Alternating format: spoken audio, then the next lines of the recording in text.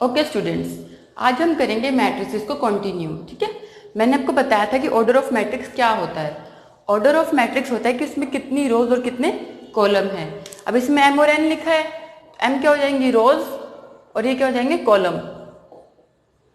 ठीक है, कि एक मैट्रिक्स में कितने रो और कितने कॉलम हैं। ठीक है, उसके बाद मैट्रिक्स को हम डिनोट किससे करते हैं, कैपिटल लेटर से, कोई भी कैपिटल लेटर हो।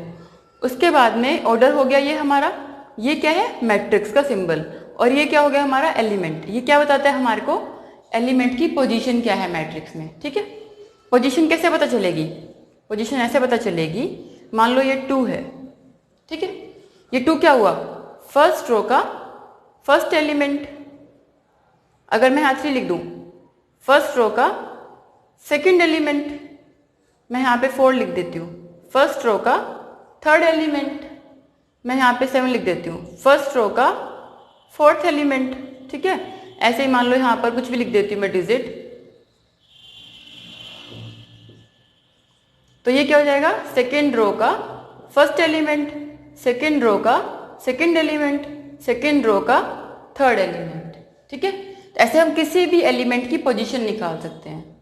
ठीक है, और आई जे है ना, मतलब कि क्या आई जे मतलब कितनी रोज होंगी इसमें आई तक, और जे तक पोजीशन होगी इसकी। ठीक है, तो कोई भी एलिमेंट की पोजीशन निकालने के लिए हम ये यूज करते हैं।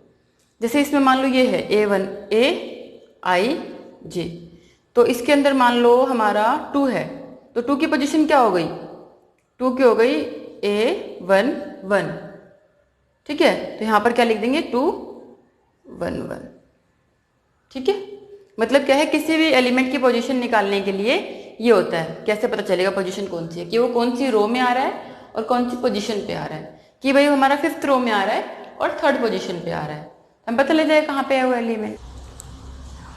ओके स्टूडेंट्स, तो अब मैं आपको एक नया टॉपिक बता रही हूँ। ठीक है, इन्वर्टेबल मैट्रिक्स।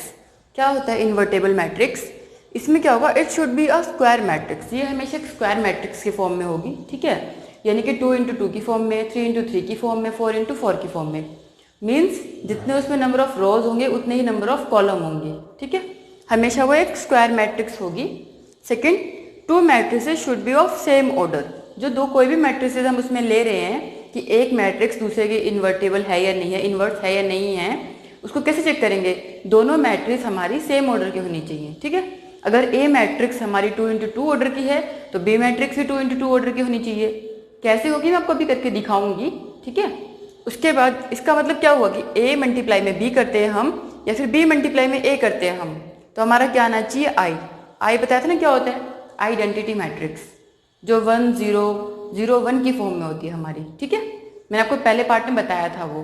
अब हमारे पास क्या आना चाहिए, b = a का इन्वर्स आना चाहिए और a = b का इन्वर्स आना चाहिए। मतलब हम किसी का भी इन्वर्स निकाले तो सेम ही आना चाहिए। ठीक है, तो कैसे करेंगे इसको सॉल्व, मैं आपको एक एग्जांपल के थ्रू सॉल्व करके दिखा रही हूँ कि कैसे पता लगेगा कि दो मैट्रिक्स हमारे इन्वर्टेबल मैट्रिक्स है या नहीं है। ठीक है, मान लो मैं एक एग्जांपल ले लेती हूँ। a की वैल्यू हमने ले ली 2 1 3 2।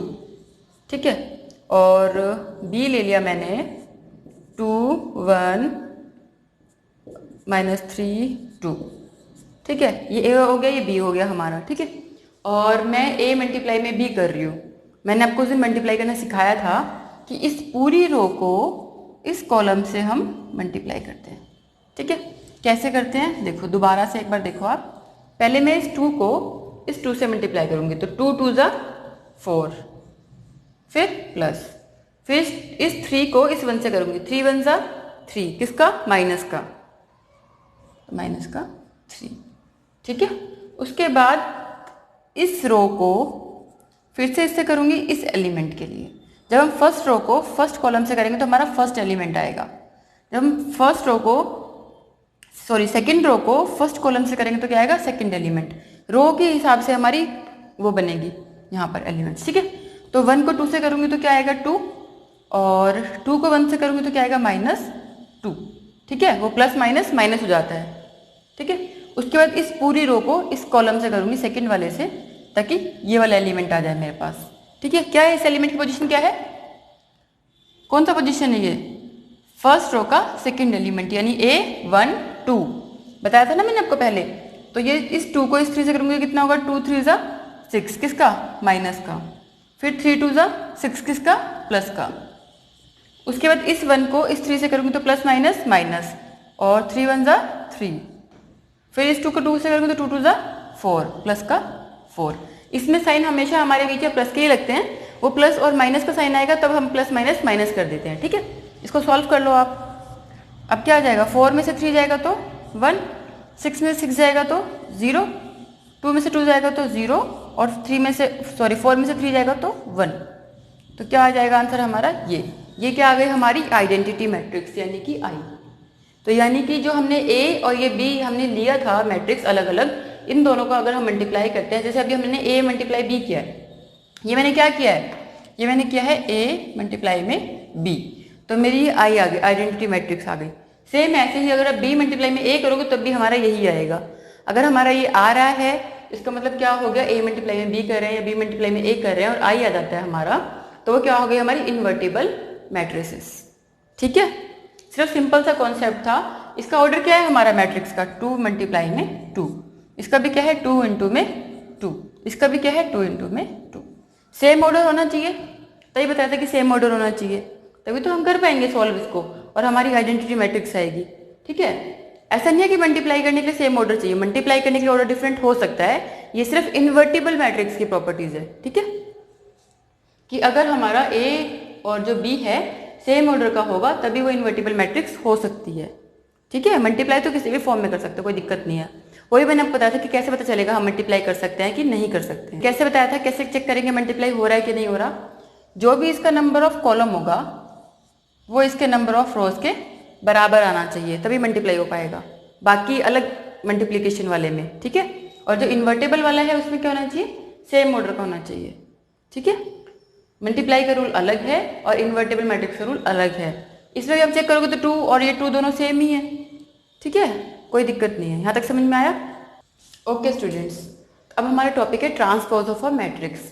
ट्रांसपोज ऑफ अ मैट्रिक्स होता क्या है, देखिए ट्रांसपोज ऑफ अ मैट्रिक्स मतलब कोई भी हमारी एक मैट्रिक्स है m इंटू n ऑर्डर की, ठीक है, और उसके अंदर कितने भी एलिमेंट्स हैं हमारे पास, वो हमारी ट्रांसपोज कब होगी, by interchanging the rows and column of A, यानी रो को कॉलम में चेंज कर देंगे और कॉलम को रो में चेंज कर देंगे, तो क्या हो जाएगा हमारे उस मैट्रिक्स का ट्रांसपोज, ठीक है। मैं आपको करके दिखाऊंगी। उसके बाद उसको डिनोट कैसे करते हैं, ए डॉट से या फिर ए के ऊपर टी लिख दो आप, A raise to the power T, यानी क्या होगा ये ट्रांसपोज, ठीक है। उसके बाद उसकी कुछ प्रॉपर्टीज भी हैं, पहले मैं आपको ये बताती हूँ कि होता क्या है, फिर मैं प्रॉपर्टीज डिस्कस करूंगी, ओके। तो मान लो कोई भी मैट्रिक्स ले लेती हूँ मैंने ले ली 2 3 4 7 6 2 -1 0 3, कुछ भी ले सकते हैं मैट्रिक्स। ये मैंने ले ली 3 इंटू 3 ऑर्डर की। इसमें ऑर्डर सेम होना जरूरी नहीं है, जितनी रोज उतनी कॉलम होना जरूरी नहीं है, ठीक है। कहीं आप सोचोगे जरूरी है, मैं आपको दिखा दे, वैसे मैंने एग्जाम्पल लिया है ये। तो क्या होगा, जो हमारी रो है, ठीक है, तो वो क्या हो जाएगी, कॉलम में चली जाएगी, यानी कि क्या लिख देंगे हम इसको 2 3 और ये 4। अब ये सेकेंड रो 7 6 और ये 2। अब ये थर्ड रो -1 0 और ये 3, ठीक है। तो ये क्या हो गया हमारा ट्रांसपोज हो गया। अगर ये मैट्रिक्स ए है तो ये क्या हो गया हमारा ए ट्रांसपोज, चाहे आप ए के ऊपर डॉट लगा दो और चाहे टी लिख दो, ठीक है, ये हो गया हमारा ए ट्रांसपोज। अब इसमें क्या प्रॉपर्टीज क्या बताई हुई है, अगर मान लो मेरे पास ऐसे होती 3 7 6 4 8 9 0 3, ये कितनी रोज है 2 और कॉलम कितने हैं 4, ये है, ठीक है। मान लिया इसको मैंने बी, तो इसका बी का ट्रांसपोज क्या हो जाएगा, इसका बी का ट्रांसपोज हो जाएगा, रो को कॉलम में कन्वर्ट कर दो, 3 7 6 4, ठीक है। सेकेंड रो 8 9 0 3, अब रोज कितनी हो गई 4, कॉलम कितने हो गए 2, ठीक है। तो ऑर्डर इसका चेंज हो जाए ट्रांसपोज ऑफ अ मैट्रिक्स में, ठीक है। अब प्रॉपर्टीज क्या है कि अगर जो भी हमारा ए ट्रांसपोज है, ये ए है, इसका ट्रांसपोज ये आ गया, ठीक है। अगर दोबारा से मैं इस ट्रांसपोज का ट्रांसपोज कर दूंगी तो क्या आ जाएगा, वापिस ही आ जाएगा, ठीक है। तो ये हमारी फर्स्ट प्रॉपर्टी है, आया समझ। अब सेकंड में क्या है, कोई भी कांस्टेंट है के, कोई भी एक नंबर ले लेते हैं हम के, ठीक है। तो कोई भी कांस्टेंट k है उसको हम, k हमारे यहाँ पर स्केलर नंबर होगा हमेशा। स्केलर पता है ना क्या होता है, स्केलर वेक्टर पढ़ा होगा फिजिक्स में। स्केलर मतलब कोई भी एक नंबर, एलिमेंट, डिजिट, ठीक है, 2 3 4 5 6 कुछ भी। और वेक्टर क्या होता है, इसके साथ डायरेक्शन होती है, तो इसमें डायरेक्शन की जरूरत नहीं है हमें, ठीक है। तो खाली स्केलर नंबर होगा, कोई भी नंबर जिसके साथ डायरेक्शन की जरूरत नहीं है हमें, तो खाली स्केलर नंबर लेंगे हम। वेक्टर होता है डायरेक्शन के साथ, ठीक है। तो इसमें कंफ्यूज मत होना कि स्केलर मतलब क्या होता है। सिंपल कोई भी एक डिजिट 2 से मल्टीप्लाई करेंगे, 3 से मल्टीप्लाई करेंगे वो, ठीक है। तो कोई भी कांस्टेंट टर्म है k, उसको हम अगर किसी भी मैट्रिक्स से मल्टीप्लाई करते हैं तो क्या होगा, जो उसका ट्रांसपोज निकालेंगे वो उससे ही मल्टीप्लाई हो जाएगी। वो तो एक ही बात है ना। अगर मान लो इसको मैं पहले किसी 2 से मल्टीप्लाई कर दूँ इसको मैं, तो जो आंसर आएगा ट्रांसपोज का वो भी 2 से मल्टीप्लाई होकर आएगा। अगर मैं खाली 2 बाहर लिख दूँ यहाँ पर, ठीक है, और इसके अंदर मैं 2 मल्टीप्लाई कर दूँ, बात तो फिर भी एक ही है। तो वो हमारी सेकंड प्रॉपर्टी बता रही है। अगर हम a प्लस बी कर देंगे, मान लो ये a है, a प्लस मैं b कर देती हूँ, ये सेम ऑर्डर के नहीं है तो ये प्लस नहीं होंगे, मैंने आपको बताया था। प्लस में सेम ऑर्डर होना चाहिए, माइनस में भी सेम ऑर्डर होना चाहिए, तभी मैट्रिक्स प्लस या माइनस होंगी, ठीक है। ये नहीं होंगे, लेकिन सपोज कर लो कि अगर हमारे ये सेम ऑर्डर के होते तो हम a प्लस बी करने के बाद उनका ट्रांसपोज निकालते अगर, तो वो हमारा किसके इक्वल आता, उसके इक्वल आता जब हम a का ट्रांसपोज कर लेते और फिर b का ट्रांसपोज कर लेते और उनको ऐड कर देते, ठीक है। क्योंकि ट्रांसपोज करने से हमारा कोई फर्क नहीं पड़ता, सिर्फ हमारे रोज कॉलम में चेंज हो जाती है और कॉलम रोज में चेंज हो जाते हैं, ठीक है। तो ये हमारी थर्ड प्रॉपर्टी है। फोर्थ में क्या बोल रहे हैं कि अगर आप a मल्टीप्लाई में b करते हो और फिर उसका ट्रांसपोज निकाल लेते हो, वो किसके बराबर आएगा, वो उसके बराबर आएगा कि अगर आप b का ट्रांसपोज मल्टीप्लाई में a के ट्रांसपोज के साथ मल्टीप्लाई करते हो तो, ठीक है। ये इसकी चारों प्रॉपर्टीज हैं। इतना समझ में आया कि ट्रांसपोज ऑफ मैट्रिक्स होता क्या है। सिंपल सी चीज है कि रोज को आप कॉलम में कन्वर्ट कर देते हो और कॉलम को रोज में, ठीक है। क्योंकि रोज को कॉलम में चेंज करो तो कॉलम तो अपने आप रोज में चेंज हो ही जाएगा। उसको डिनोट किससे करते हैं, a नॉट या फिर a t, a raise to the power t। Okay students, अब हमारा टॉपिक है सिमेट्रिक मैट्रिसेस। सिमेट्रिक मैट्रिसेस क्या होती हैं।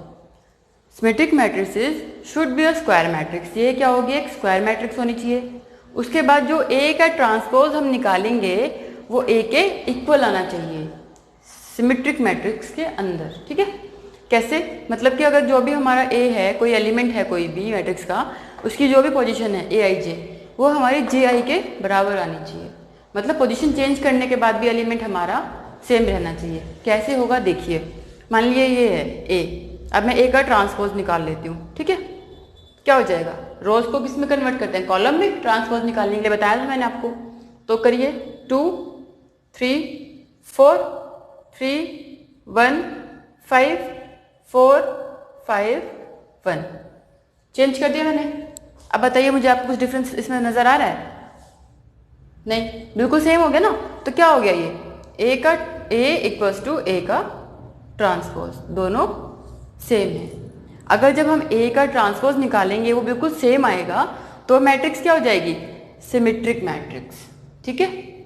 बस इतना सा कॉन्सेप्ट था कि कोई भी मैट्रिक्स अगर अपने ट्रांसपोज के बराबर आएगी तो वो क्या हो जाएगी, symmetric matrix. Okay students, skew symmetric matrix. Skew symmetric matrix क्या होती है, should be a square matrix. ये भी क्या होनी चाहिए, स्क्वायर मैट्रिक्स होनी चाहिए, यानी कि ऑर्डर 2 मल्टीप्लाई में 2 या फिर 3 इंटू में 3 4 इंटू में 4, ठीक है। कोई भी ऑर्डर हो सकता है स्क्वायर मैट्रिक्स का। और जब a का ट्रांसपोज निकालेंगे ना वो a के नेगेटिव के बराबर आना चाहिए, ठीक है। कैसे आएगा मैं आपको बताती हूँ। यानी कोई भी एलिमेंट जो निकालेंगे हम, उसका ट्रांसपोज करने के बाद वो नेगेटिव में कन्वर्ट हो जाएगा, ठीक है। कैसे होगा अभी देखेंगे। और all the diagonal elements are 0, उसके जितने भी डायगोनल एलिमेंट्स क्या होंगे, वो 0 होंगे। कौन सी मैट्रिक्स है ये, स्क्यू सिमेट्रिक मैट्रिक्स। सॉल्व करेंगे इसको, a है, a का ट्रांसपोज निकालिए। ट्रांसपोज कैसे निकालते हैं, रोज को कॉलम में कन्वर्ट करके। करिए 0 2 -3 -2 0 4 3 -4 0। देखिए अब आपको इसमें कुछ डिफरेंस समझ में आ रहा है। हाँ जी, जो यहाँ पे पॉजिटिव एलिमेंट्स हैं वो सारे नेगेटिव हो गए और जो नेगेटिव एलिमेंट हैं यहाँ पर वो सारे पॉजिटिव हो गए। यानी कि क्या बोल सकते हैं कि a इक्वल्स टू a का ट्रांसपोज जब हुआ है तो क्या हो गया, ये a नेगेटिव के बराबर आ गया, ठीक है। a का ट्रांसपोज a के बराबर कब होगा, जब a के आगे हम नेगेटिव साइन लगा देंगे तब। ये हमारी प्रॉपर्टी, ठीक है। आया समझ कि क्या होता है स्क्यू सिमेट्रिक मैट्रिक्स? मतलब कि कोई भी मैट्रिक्स का जब हम ट्रांसपोज करेंगे वो उस मैट्रिक्स के नेगेटिव के बराबर आ जाए तो मैट्रिक्स क्या हो जाएगी? Skew symmetric matrix. Okay okay students, अब हमारा नेक्स्ट टॉपिक है elementary operations of a matrix. ठीक है, कि एलिमेंट्री ऑपरेशंस क्या होते हैं मैट्रिक्स के, या फिर उनको हम क्या बोलते हैं? ट्रांसफॉर्मेशन। ठीक है, अब एलिमेंट्री ऑपरेशंस है तो एलिमेंट पे ही होंगे। ठीक है, जो मैट्रिक्स के अंदर जो डिजिट्स होते हैं ना हमारी, उनको बोलते हैं एलिमेंट, तो उन्हीं पे ऑपरेशंस लगाएंगे तो क्या हो गए? वो एलिमेंट्री ऑपरेशंस होंगे। कैसे कैसे कर सकते हैं? Interchange of ith row and jth row, मतलब कि कोई भी रो है उसको हम इंटरचेंज करना चाहते हैं किसी रो को अगर हम, ठीक है, तो कैसे डिनोट करेंगे कि रो आई इंटरचेंज कर ली रो जे के साथ। ये कुछ सिंबल होते हैं जो आपको बताना चाहती हूँ कि जब हम उनको सॉल्व करते हैं ना क्वेश्चंस को, हम आगे करेंगे तो हम ये सिंबल से डिनोट करेंगे कि जो रो आई है वो इंटरचेंज हो गई रो जे से। सेम ऐसे कॉलम के लिए भी ऐसे करेंगे कि कॉलम आई है वो कॉलम जे से चेंज हो गया, या कॉलम एन है वो कॉलम एन से चेंज हो गया, इंटरचेंज। ठीक है, उसको उसकी जगह लिख देंगे, दूसरे को उसकी जगह लिख देंगे। ऐसे क्यों करते हैं? ये सॉल्व करने के लिए, आइडेंटिटी मैट्रिक्स बनाने के लिए। आगे हम सॉल्व करेंगे क्वेश्चन तो आपको समझ में आ जाएगा। अभी सिर्फ मैं चाहती हूँ कि आपको बेस क्लियर हो जाए उसका। उसके बाद multiplication of each element of any row और कॉलम बाय के, यानी कि कोई भी हमारे एलिमेंट्स हैं उसको किसी भी एक रो को या कॉलम को अगर हम किसी कांस्टेंट से मल्टीप्लाई करना चाहते हैं तो कैसे लिखेंगे? हम लिखेंगे कि रो आई के एलिमेंट को हम के से मल्टीप्लाई करना चाहते हैं। ठीक है, तो रो आई में हमने ऑपरेशन लगा दिया क्या कि के मल्टीप्लाई में रो आई। ठीक है, उसमें फिर क्या करते हैं? हम रो आई की जगह पे ये लिख देते हैं, के से मल्टीप्लाई करके लिख देते हैं सारे एलिमेंट्स को। ओके, सेम ऐसे कॉलम के लिए भी है कि कॉलम आई है तो उसको कॉलम आई को पूरे को के से मल्टीप्लाई करके लिख देंगे हम वहाँ पर। उसके बाद अगर हमें कुछ ऐड करना हो, कुछ सब्ट्रैक्ट करना हो किसी रो में से, किसी कॉलम में से, उसके लिए भी सेम हम ऐसे सिंबल लगाते हैं एलिमेंट्स में। कैसे? मान लो इसमें क्या है? रो आई है तो हमने रो आई में क्या ऑपरेशन लगा कि रो आई को हम प्लस कर देंगे रो जे के साथ में, और रो जे को हम कांस्टेंट के साथ में मल्टीप्लाई करके तब प्लस करेंगे रो आई के साथ। ठीक है, तो ये सारा फंक्शन पूरा हमने ये ऑपरेशन लगाया है रो आई में। ठीक है, जिस रो में हम या जिस कॉलम में हम ऑपरेशन लगाते हैं वो इधर लिख देते हैं, जैसे ये लिखा है, और फिर ये सिंबल है ऑपरेशन लगाया है हमने, और ये ऑपरेशन हमने लगाया है। ठीक है, जैसे कि मान लो रो 2 में मैंने ऑपरेशन लगा दिया क्या कि रो 2 माइनस 2 मल्टीप्लाई में रो 1, यानी कोई भी रो 2 को सॉल्व करने के लिए क्या करेंगे? हम रो 1 को 2 से मल्टीप्लाई करके और रो 2 में से माइनस कर देंगे तो वो हमारी क्या हो जाएगी? रो 2। ठीक है, तो रो 2 की सारी वैल्यू चेंज हो जाएगी ऑपरेशन लगाने के बाद। ठीक है, तो ऐसे हम ऑपरेशन लगाते हैं एलिमेंट्स के अंदर, तो उन ऑपरेशंस को क्या बोलते हैं? क्या बोलते हैं? एलिमेंट्री ऑपरेशंस हो ना मैट्रिक्स, या फिर ट्रांसफॉर्मेशन। ठीक है।